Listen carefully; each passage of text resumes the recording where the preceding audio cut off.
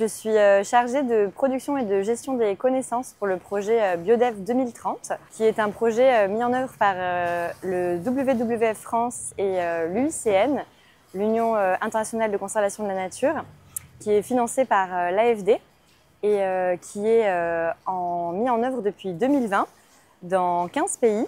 Et donc ce projet est sur sa phase 2 depuis l'année dernière et il se terminera mi-2026. C'est un projet d'intégration sectorielle de la biodiversité.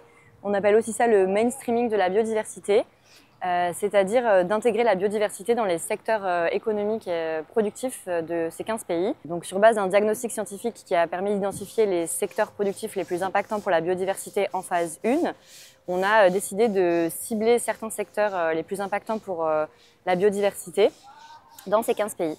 Et le but pour nous, il est double. C'est d'abord au niveau national de permettre un dialogue entre les acteurs ministériels, donc le ministère de l'Environnement, qui est incarné par le point focal biodiversité dans ces 15 pays, et les ministères sectoriels, donc selon les secteurs ciblés, ça peut être le ministère des Mines, le ministère de l'Agriculture, le ministère de la Pêche. On a donc des dialogues interministériels qui sont animés au niveau national, soit par le WWF, soit par l'UICN dans ces 15 pays.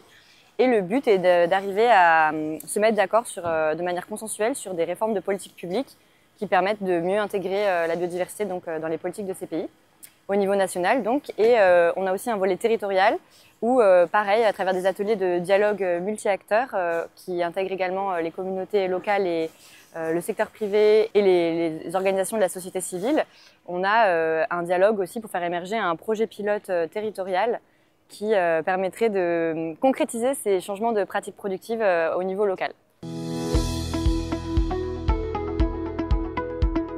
Notre challenge, c'est aussi de pouvoir suivre ce qui se passe dans ces 15 pays. La mise en œuvre est assurée par les ONG, donc WWF et UICN. Et donc l'enjeu, ça peut être de bien communiquer, faire un bon reporting avec ces ONG-là pour qu'elles nous tiennent au courant de comment se passe la mise en œuvre dans les 15 pays. Les ateliers de dialogue ont lieu soit de manière mensuelle, soit de manière trimestrielle, ça dépend des pays, ça dépend de leur rythme d'avancée. Nous, à Expertise France, on est en charge des aspects communication, des aspects renforcement de capacité, capitalisation. Et donc, pour avoir aussi les informations de la part des personnes qui mettent en œuvre le projet dans les 15 pays, on organise des ateliers collectifs en ligne, des ateliers renforcement de capacité. On profite d'événements comme l'UNOC ou la COP pour animer des formations en présentiel.